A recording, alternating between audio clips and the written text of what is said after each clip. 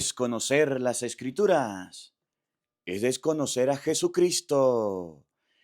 En el nombre del Padre y del Hijo y del Espíritu Santo. Amén.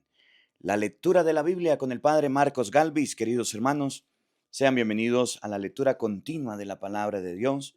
Estamos hoy por leer el libro de los Hechos de los Apóstoles, capítulo 25. Si Dios quiere, hoy terminaremos el libro de los Hechos de los Apóstoles para continuar con la primera carta de San Pablo a los romanos. Carta a los romanos que escribió San Pablo.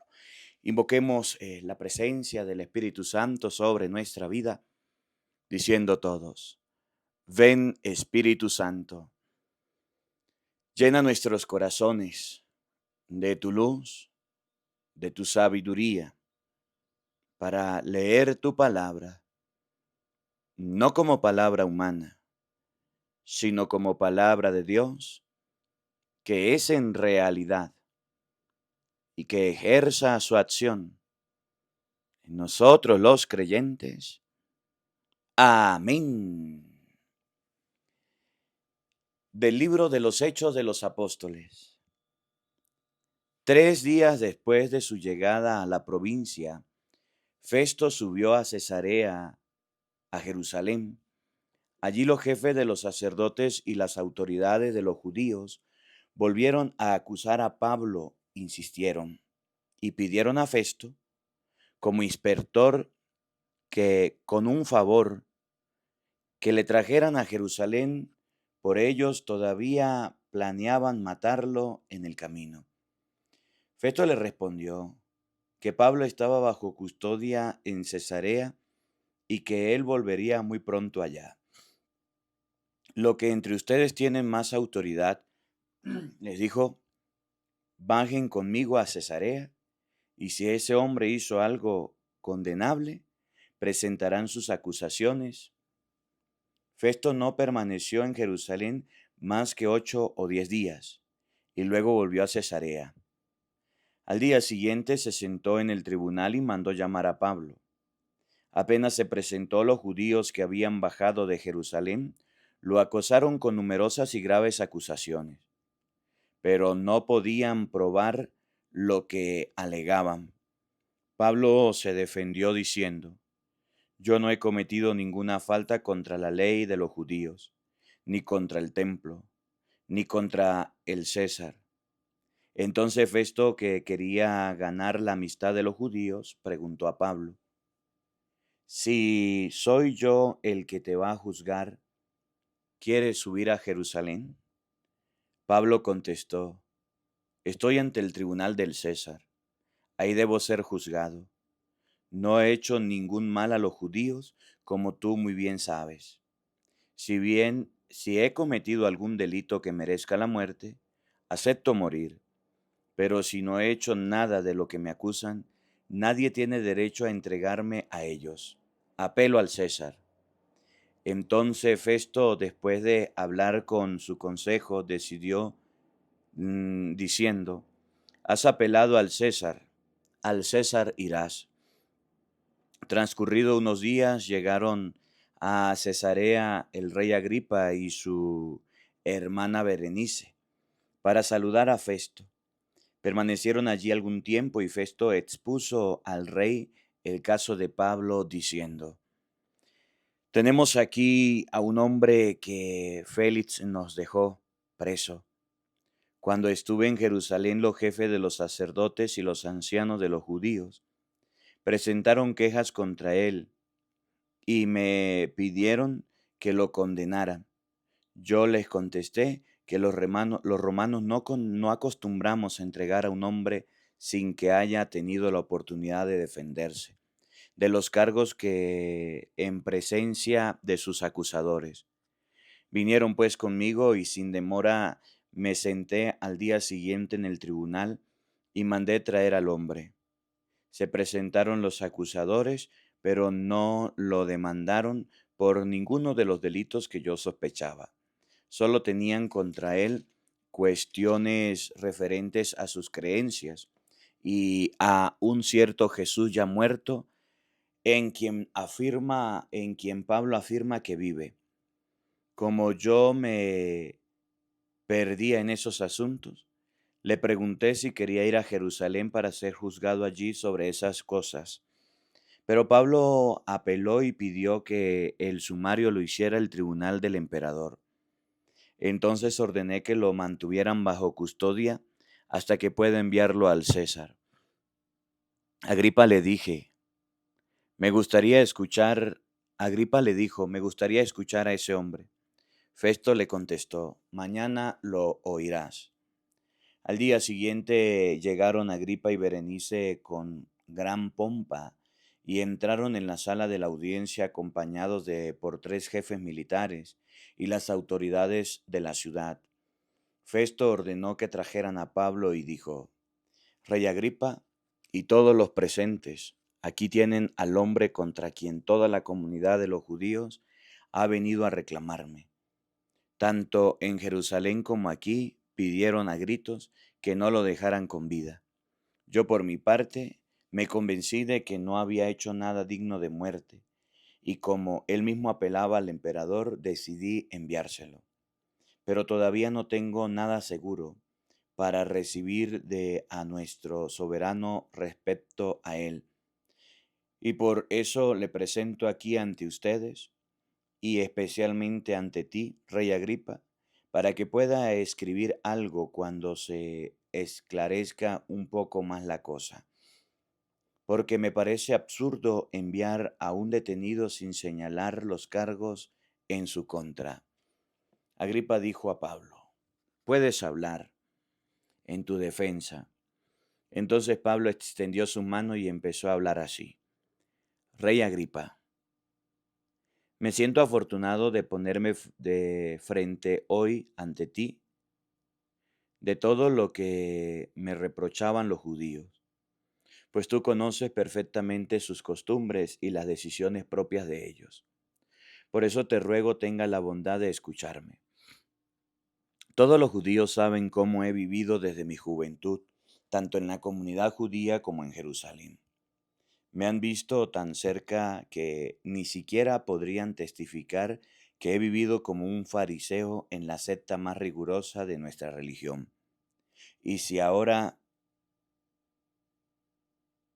soy aquí procesado, es por esperar la promesa hecha por Dios a nuestros padres. He hecho el culto perpetuo que nuestras 12 tribus rinden a Dios. Noche y día no tienen otro propósito que el de alcanzar esta promesa. Por esta esperanza, oh Rey, me acusan los judíos. Pero, ¿por qué no me quiere ustedes creer que Dios resucita a los muertos? Yo mismo, el prisionero, consideré que era mi deber usar todos los medios para combatir el nombre de Jesús el Nazareno. Así lo hice en Jerusalén, con los poderes que me dieron los jefes de los sacerdotes. Hice encarcelar a muchos creyentes y cuando eran considerados a muerte, yo di también mi voto. Recorría las sinagogas y multiplicaba los castigos para obligarlos a negar de su fe. Y tal era mi furor contra ellos que los perseguía hasta fuera de nuestras fronteras.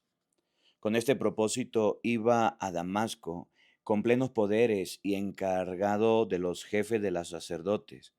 En el camino, oh rey, a eso del mediodía, vi una luz que venía del cielo más resplandeciente que el sol, que nos deslumbró a mí y a los que me acompañaban. Todos caíamos al suelo y yo oí una voz que me decía en hebreo, Saulo, Saulo, ¿por qué me persigues? En vano pataleas contra el aguijón. Yo le dije, ¿quién eres, Señor? Y el Señor me dijo, yo soy Jesús a quien tú persigues. Ahora levántate y ponte en pie. Me he manifestado a ti para hacerte servidor y testigo de los que has visto de mí y de lo que te mostraré más adelante. Yo te protegeré tanto de tu pueblo como de los paganos a quienes te envío. Tú le abrirás los ojos para que para que ellos se conviertan de las tinieblas a la luz y del poder de Satanás a Dios, creyendo en mí, se les perdonarán los pecados y compartirán la herencia de los santos. Yo, rey Agripa, no escuché esta visión celestial. Muy por el contrario, empecé a predicar primero a la gente de Damasco, luego en Jerusalén y en el país de los judíos, y por último en las naciones paganas. Y les pedía que se arrepintieran y se convirtieran a Dios, mostrando en adelante los frutos de una verdadera conversión. Por cumplir esta misión, los judíos me detuvieron en el templo y trataron de matarme. Pero con la ayuda de Dios seguí dando testimonio a grandes y pequeños hasta el día de hoy. Ningún momento me apartó de lo que Moisés y los profetas dijeron de antemano, que el Mesías tenía que morir, que sería el primero en resucitar de entre los muertos, y después anunciaría la luz tanto a los pueblos como a las demás naciones. Al llegar Pablo a este punto de su defensa, Festo exclamó con voz muy alta: Pablo, tú estás loco. Tus muchos estudios te han trastornado la mente. No estoy loco, excelentísimo Festo, contestó Pablo. Estoy diciendo cosas verdaderas, con mucho sentido. El rey está bien enterado de estas cosas, por eso le hablo con tanta libertad.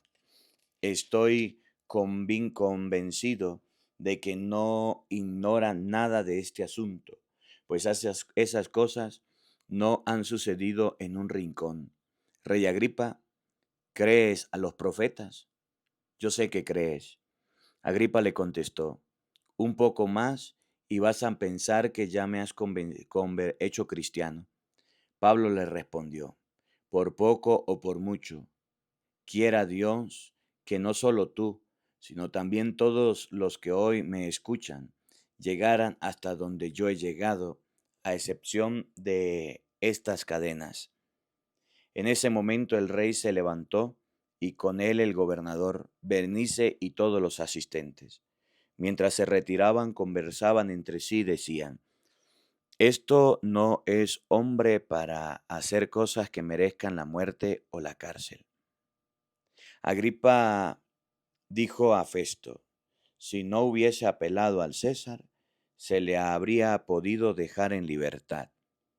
Cuando se decidió que nos debíamos embarcar rumbo a Italia, Pablo y otros prisioneros fueron entregados a un tal Julio, capitán del batallón Augusto. Subimos a bordo de una barca de Adrumeto que se dirigía a las costas de Asia y zarpamos. Nos acompañaba Aristarco, un macedonio de la ciudad de Tesalónica. Llegamos a Sidón al día siguiente. Julio se mostró muy humano con Pablo y le permitió visitar a sus amigos y que pudiera atenderle. Partiendo de allí, nos desviamos a Chipre, pues los vientos eran contrarios.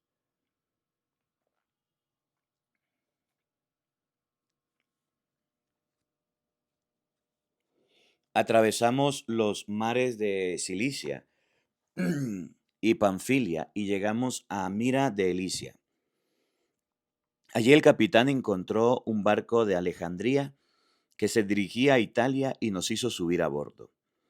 Durante varios días navegamos lentamente y con mucha dificultad llegamos frente a Cenido. Como el viento no nos dejaba entrar en este puerto, navegamos al abrigo de Creta, dando vista al cabo de Salmón. Lo costeamos con dificultad y llegamos a un lugar llamado Puerto de Buenos, cerca de la ciudad de la Sea. El tiempo transcurría, ya había pasado la fiesta del ayuno y las navegaciones empezaban a ser peligrosas. Entonces Pablo le dijo: amigos, no veo que la travesía es muy arriesgada. Yo veo que la travesía es muy arriesgada y vamos a perder no solo la carga y la nave, sino también nuestras vidas. Pero el oficial romano confiaba más en el piloto y en el potrón del barco en que las palabras de Pablo. Como además este puerto era poco apropiado para pasar el invierno, la mayoría acordó partir, esperando alcanzar con un poco de suerte el puerto de Fénix, que está abierto hacia el sureste y al noreste, y donde pensaban pasar el invierno. Comenzó entonces a soplar un ligero viento del sur, y empezaron que lograrían su objetivo. Levantaron anclas y costearon las islas de Creta, pero poco después la isla fue barrida por un viento huracanado que llaman Euroaquilón. El barco fue arrastrado y no se logró hacer frente al viento, de manera que nos quedamos a la deriva. Mientras pasábamos al abrigo de una pequeña isla llamada Caudas, logramos con mucho esfuerzo recuperar el bote salvavidas. Una vez subidos a bordo, hubo que asegurar el casco ciñéndolo por debajo de cables, ante el peligro de encavar en las arenas de Sirte. Soltamos las anclas flotantes y nos dejamos arrastrar. El temporal era tan violento que al día siguiente tuvieron que arrojar al agua parte del cargamento. Al tercer día los marineros arrojaron al mar con sus propias manos también al aparejo del barco. Como la tempestad seguía con la misma violencia, los días pasaban y no se veía ni el sol ni las estrellas. Estábamos perdidos ya en ya toda esperanza. Como hacía días que no comíamos, Pablo se puso en medio y les dijo: Amigos, ustedes tenían que haberme escuchado y no salido de Creta, pues nos habríamos ahorrado este peligro y esta pérdida. Pero ahora los invito a que recobren el ánimo. Sepan que se va a perder el barco, pero no habrá pérdida de vidas. Anoche estuvo a mi lado un ángel de Dios, a quien pertenezco y a quien sirvo, y me dijo: Pablo, no tengas miedo, comparecerás ante el César, y Dios te concederá la vida de todos los que navegan contigo. Ánimo. Pues amigos, yo confío en Dios y todo sucederá tal como se los he dicho. Acabaremos en alguna isla. Hacía ya 14 noches que éramos arrastrados a la deriva por el mar Adriático, cuando hacia la medianoche los marineros presintieron la proximidad de tierra. Midieron la profundidad del agua y era de 36 metros. Poco después la midieron de nuevo y era de 27 metros. Temerosos de que fuéramos a chocar contra alguna roca, tiraron 4 anclas desde la popa y esperábamos ansiosamente a que amaneciera. En cierto momento los marineros intentaron huir del barco y bajaron al bote salvavidas al mar como si quisieran alargar los cables de las anclas de la popa. Pero Pablo dijo al capitán y a los soldados: Si esos hombres abandonan el barco, ustedes no se salvarán. Entonces los soldados cortaron las amarras del bote y dejaron caer al agua. Como aún no amanecía, Pablo los invitó a que se alimentaran, diciéndoles: Hace 14 días que no tomamos nada. No hemos más que esperar y permanecer en ayunas. Si quieren salvarse, ¿por qué no comen? Les aseguro que ninguno de ustedes perecerá y ni siquiera uno de sus cabellos se perderá. Dicho esto, tomó pan, dio las gracias delante de Dios, de todos, lo partió y se puso a comer. Los otros se animaron y al fin todos se pusieron a comer. En total éramos 277 personas en el barco. Una vez satisfechos, tiraron el trigo al mar para reducir el peso del barco. Cuando amaneció, no reconocieron la tierra, pero divisaron una bahía con su playa y acordaron hacer lo posible por encallar en ella el barco. Soltaron las anclas y las dejaron caer al mar mientras aflojaron las cuerdas de los timones.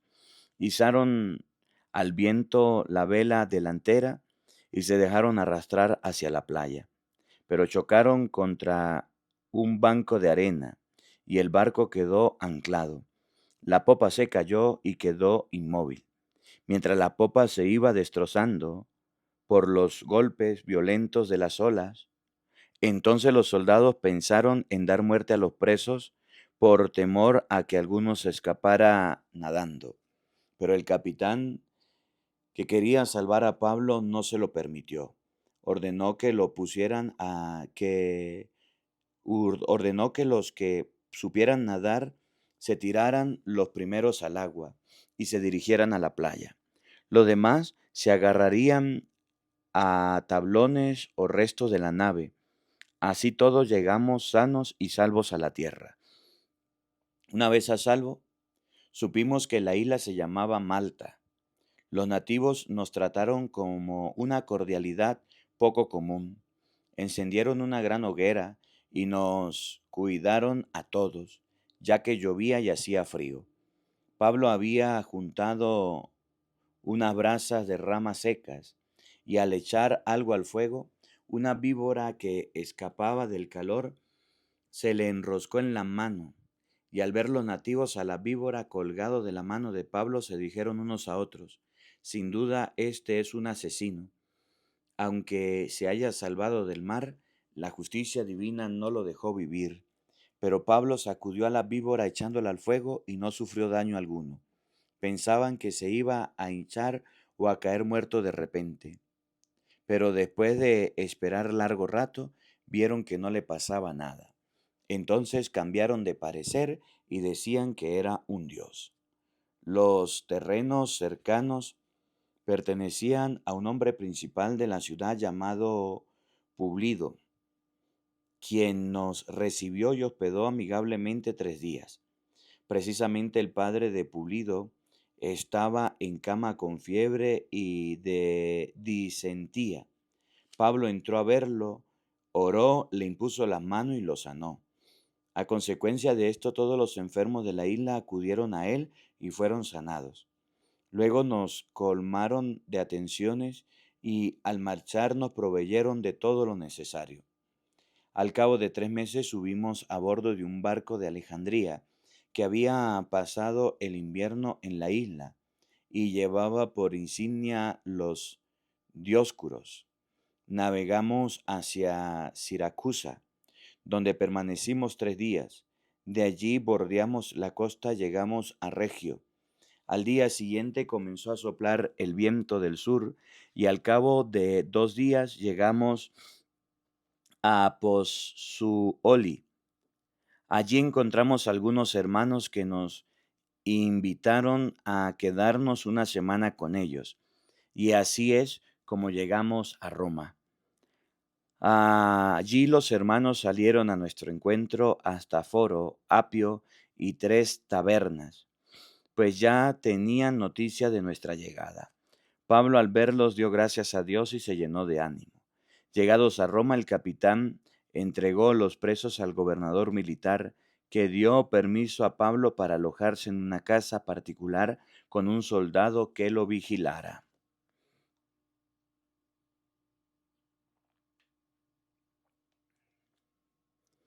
3 días después, Pablo convocó a los judíos principales.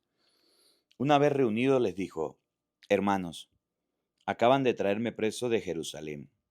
He sido entregado a los romanos sin que yo haya ofendido a las autoridades de nuestro pueblo ni a las tradiciones de nuestros padres. Los romanos querían dejarme en libertad después de haberme interrogado, pues no encontraban en mí nada que mereciera la muerte. Pero los judíos se opusieron y me vi en la obligación de apelar al César, sin la menor intención de acusar a las autoridades de mi pueblo. Por este motivo, yo quise poder verlos y conversar con ustedes. Después, pero en realidad, por la esperanza de Israel, yo llevo estas cadenas.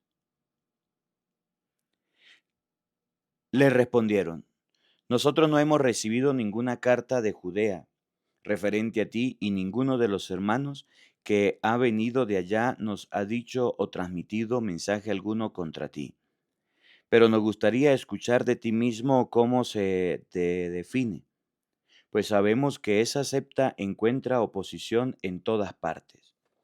Fijaron con él un día y vinieron en gran número donde se hospedaban. Pablo les hizo una exposición.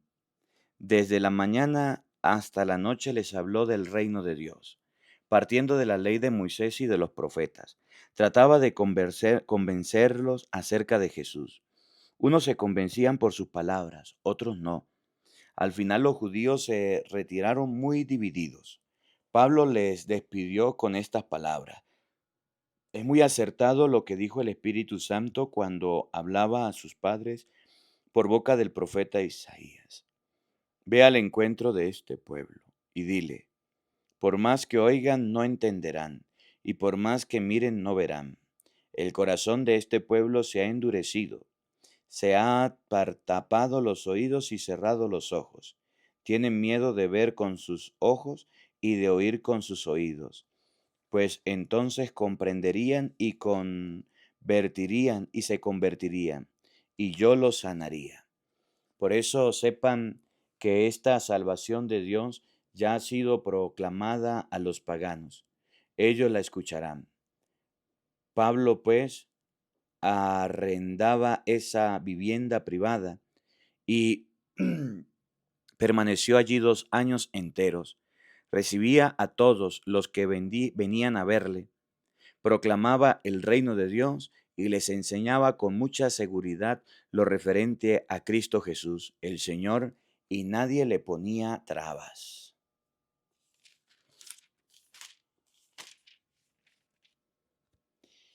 Vamos ahora a leer el libro de los Romanos, capítulo 1, versículo 1.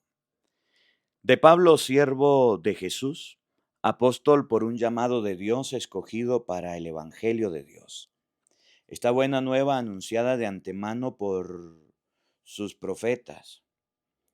En las Santas Escrituras se refieren a su Hijo, que nació de la descendencia de David según la carne, y que el Espíritu de Santidad ha designado Hijo de Dios al resucitarlo de entre los muertos en una obra de poder. De él, Cristo Jesús nuestro Señor, hemos recibido gracia y misión, para que en todas las naciones sea creída la fe, para gloria de su nombre. Por a estos pueblos pertenecen ustedes, elegidos de Dios, ustedes que están en Roma, a quien Dios ama y ha llamado y consagrado, que de Dios nuestro Padre y de Jesucristo el Señor les llegue la gracia y la paz. Ante todo doy gracias a Dios por medio de Cristo, por todos ustedes, pues su fe es alabada en el mundo entero. Dios sabe que les recuerdo constantemente mis oraciones, mientras le rindo ese culto espiritual que es trabajar por la buena nueva de su Hijo, pues yo desearía, si tal es su voluntad, que se me allane el camino para ir a visitarles.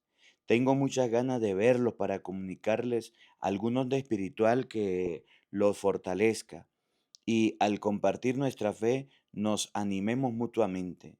Quiero que sepan, hermanos, que muchas veces me he propuesto ir a visitarlos, pero hasta el momento no he tenido posibilidad de ir a cosechar algún fruto de entre ustedes, como he hecho en otros países, pues me siento en obligación con todos, ya sea griego o extranjero, culto o sin estudios, y estoy dispuesto a ir hasta ustedes a Roma para dar el Evangelio. Como ven, no me avergüenzo del Evangelio, que es una fuerza de Dios y salvación para todos los que creen, en primer lugar para los judíos y también para los griegos. El Evangelio manifiesta cómo Dios hace justo por medio de la fe y para la vida de la fe, como dice la Escritura, el que es justo por la fe vivirá. Desde el cielo nos amenaza la indignación de Dios por todas las maldades e injusticias de aquellos que sofocan la verdad con el mal. Todo lo que se puede conocer de Dios lo tiene ante sus ojos, pues Dios se lo manifestó. Lo que Él es y que no podemos ver ha pasado a ser visible gracias a la creación del universo, y por sus obras captamos algo de su eternidad, de su poder y de su divinidad, de modo que no tienen disculpas a pensar de que conocían a Dios, no le rindieron honores ni le dieron gracias como corresponde. Al contrario, se perdieron en sus razonamientos y su conciencia cegada se convirtió en tinieblas. Creyéndose sabios se volvieron necios, incluso reemplazaron al Dios de la gloria, al Dios incorruptible con imágenes de todo lo que con todo lo pasajero, imágenes de hombres, de aves, de animales, de reptiles. Por eso Dios los abandonó en sus pasiones secretas, se entregaron a las impurezas y deshonraron sus propios cuerpos. Cambiaron la verdad de Dios por la mentira. Adoraron y sirvieron a seres creados en lugar del Creador, que es bendecido por todos los siglos. Amén. Por eso Dios los dejó que fueran presa de sus pasiones vergonzosas. Ahora sus mujeres cambian las relaciones sexuales normales por relaciones contra la naturaleza. A los hombres, asimismo, dejan la relación natural con la mujer y se apasionan los unos por los otros, practicando torpeza de varón con varones, y así reciben en su propia persona el castigo merecido por su aberración. Ya que juzgaron inútil conocer a Dios, Dios a su vez los abandonó a los errores de su propio juicio, de tal modo que hace absolutamente todo lo que es malo. En ello no se le ve más que injusticia, perversidad, codicia y maldad. Rebosan de envidias, crímenes, peleas, engaños, maldad, mala fe, chismes y calumnias. Desafían a Dios, son altaneros, orgullosos, farsantes, hábiles para lo malo, y no obedecen sus padres. Son insensatos, desleales, sin amor, despiadados. Conocen la sentencia de Dios y saben que son dignos de muerte quienes obran de esta forma. Pero no solamente lo hacen, sino que aprueban a los que actúan de igual modo. Palabra de Dios. Todos te alabamos, Señor.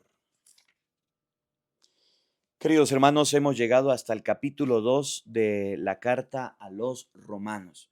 Mañana capítulo 1 de la carta a los romanos. Mañana continuamos con el capítulo 2, Dios mediante. El Señor esté con todos ustedes. Y la bendición de Dios Todopoderoso, Padre, Hijo y Espíritu Santo, descienda sobre ustedes y les acompañe siempre. Amén. Dios les bendiga, Dios les acompañe. Les habló el Padre Marcos Galvis. Un feliz día para todos. Los quiero mucho y nos vemos mañana, Dios mediante, a la misma hora, por el mismo canal. No falten. Los esperamos.